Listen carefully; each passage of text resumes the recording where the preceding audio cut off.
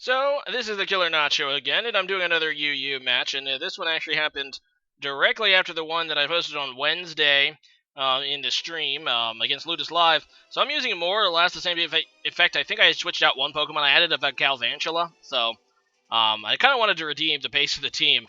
And looky what I see on this team that Sharpedo brought. A freaking Goodra, which you might recall that gave me pretty much huge problems against Ludus Live. I really have no way to, deal with it on this team, and actually adding Galvantula really does nothing to do to change that. So, really probably should have added a Pokemon that can actually counter Goodra in some way or form, but I guess I was kind of hoping not to see it again. Anyway, so I am going to lead with Galvantula, and he's just going to U-turn as I just go for the Thunder, and that's going to really do not much. And yeah, I just want to get the Sticky Web up because it's a really OP hazard, and I don't think he has any way to get rid of it. And yeah, he ends up missing with Dragon Tail, which is pretty nice, so I'm just going to go ahead and switch out.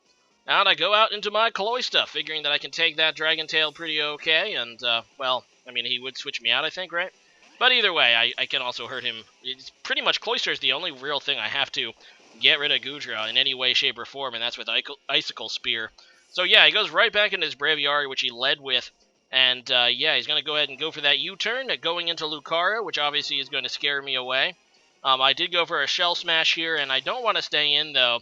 I know I can outspeed him, but I have no way to even regular affect him because my two attacking moves other than Explosion are Icicle Spear and the Rock version, which is, I forget what it's called.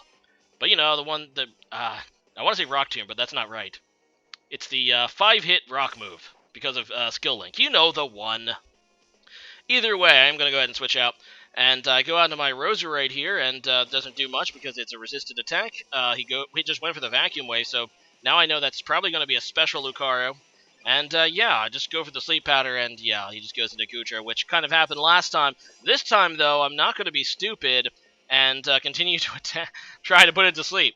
No, I'm just going to go for the Toxic Spikes to try to, get those up, and then he just kills me, so there's that. This is a physical Goodra, which is actually even more problematic for me because obviously Sap Sipper gives it attack boost. The last one, the one that Ludus Live used, was a special one, so at least he didn't get any benefit from the Sap Sipper. So yeah, this Goodra might actually even be more dangerous to me. He goes out into Swampert here. I just go for the Draco Meteor. He gets poisoned on the switch, obviously, but he is going to be able to, I believe, set up Stealth Rocks against me. And, yeah, that's it. He has the Custop Berry, which is interesting.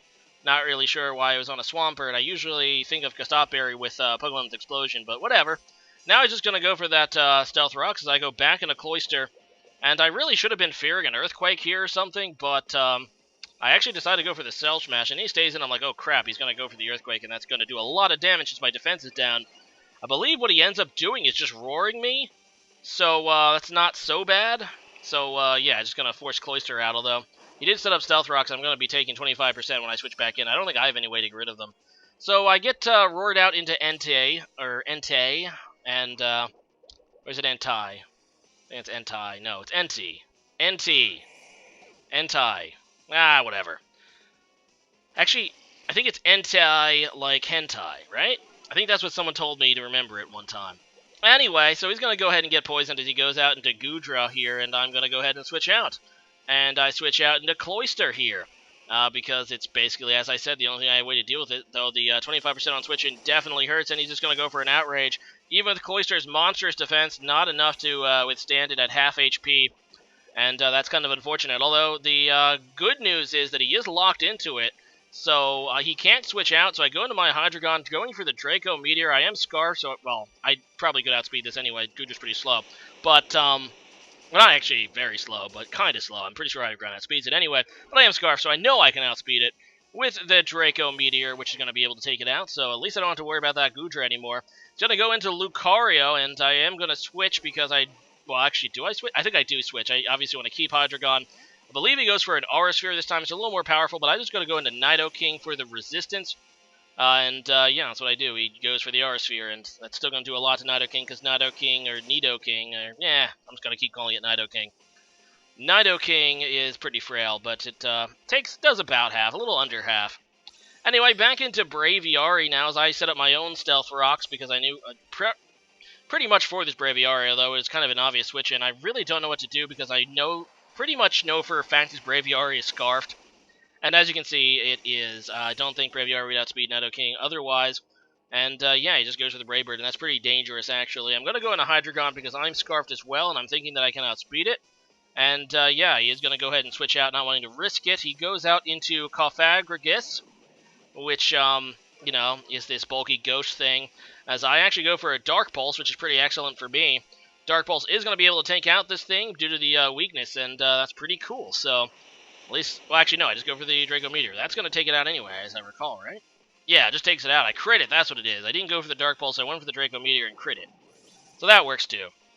And yeah, in comes Lucario again, which is kind of obvious, and really running out of switch-ins for this thing.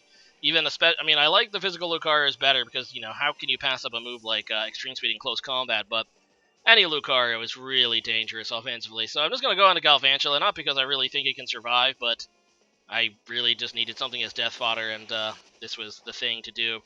And yeah, Galvantula is going to go down. So there's that, and I'm going to go right back into Entei now. And I decide to go for a Sacred Fire, hoping that Entei is bulky enough to take whatever. He ends up just switching out, so that's fine too. He goes into his Sharpedo, which is probably his Mega, but Sharpedo is really, really frail. So it's not going to be taking this Sacred Fire very well at all, I don't think. So yeah, here comes the Sacred Fire. And yeah, that Sharpedo is dead, so don't have to worry about Mega Sharpedo getting swept by that thing, at least. Either way, he goes back into Braviary, which I kind of realized he did. At this point, he pretty much has the win, I think, because I can't really outspeed this Braviary. If I switched out and went for an Extreme Speed, which I could do, obviously I would have to just fodder my remaining Pokemon, which is Hydreigon. And I could have switched to Extreme Speed, but he still had Lucario. And if I did that, then yeah, he would be able to just resist my Extreme Speed and kill me with that. And to add insult to injury, I missed with a Draco Meteor, which I think, yeah, Draco Meteor, which would have killed it. But he still had Lucario. There's no way I'm killing that with a Draco Meteor at -2. Not to mention he had the Vacuum Wave, which would probably kill me anyway. So, yeah, either way, good game there. Sharpedo43, I think I will just ditch this team now.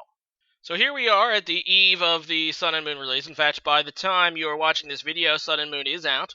Have you gotten it yet? Have you gotten to play around with it a little bit, having watching this after watching this video? I guess just leave a comment about what your feelings are about Sun and Moon now that everyone has access to it. No, there was a leak, but not everyone played. In fact, most people didn't. Do you liking the game so far? How do you feel about it?